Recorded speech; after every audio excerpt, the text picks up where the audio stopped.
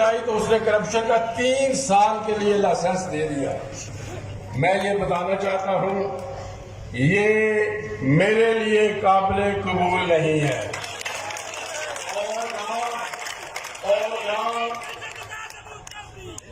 اور نہ میرپور کے لوگوں کے لیے قابل قبول ہے کہ میرپور کی زمین کو باہر امپورٹڈ لوگوں کو لا کر ہڑپ کیا جائے۔ میں واضح اور واشگاف الفاظ میں حکومت پاکستان کو بھی بتانا چاہتا ہوں، حکومت آزاد کشمیر کو بھی بتانا چاہتا ہوں کہ اگر انہوں نے یہ آرڈر واپس نہ لیا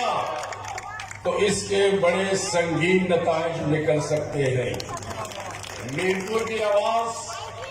صرف میرپور میں نہیں ہے، پورے برطانیہ میں میرپور کی آواز ہے۔ اگر میں جاتا ہوں تو سارے آزاد کشمیر اور بالخصوص میرپور کے لوگ مقبوضہ کشمیر کی آزادی کی بات کرتے ہیں، وہاں پر انصاف کی بات کرتے ہیں، وہاں پر انسانی حقوق کی بات کرتے ہیں۔ تو اگر میرپور میں انصاف نہ ہو تو مجھے بھی پھر کوئی حق نہیں پہنچتا کہ میں کشمیر کی بات کروں اور میرپور کی بات نہ کروں۔ اس لیے میں موجودہ حکومت کو بتانا چاہتا ہوں کہ جو پی ٹی آئی کی پہلی حکومت تھی اس سے سبق حاصل کریں، اور یہ اگر آپ نے چند دنوں تک ریورس نہ کیا، کبھی آپ کسی کا نام لیتے ہیں، خواہ اچھے لوگوں کو آپ بدنام کرنے کی کوشش کرتے ہیں، تو میں یہ واضح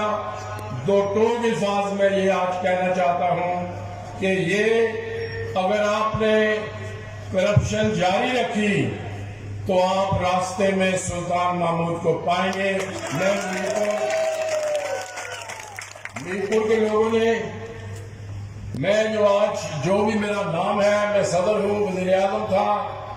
اور میرپور کے لوگوں نے نہ صرف مجھے 9 دفعہ منتخب کیا بلکہ پہلے میرے والد کو منتخب کیا، اور جب ایک ایکسیڈنٹ کے ذریعے، اور وہ بھی کوئی سازش تھی کہ مجھے وزیر اعظم نہیں بننے دیا گیا، کہ میرپور کا وزیر اعظم نہیں ہونا چاہیے، تو پھر میں صدر بنا تو سیٹ خالی کرنی پڑی، تو میرپور کے لوگوں نے پھر مجھ پر اعتماد کیا اور میرے بیٹے کو نظر کر دیا۔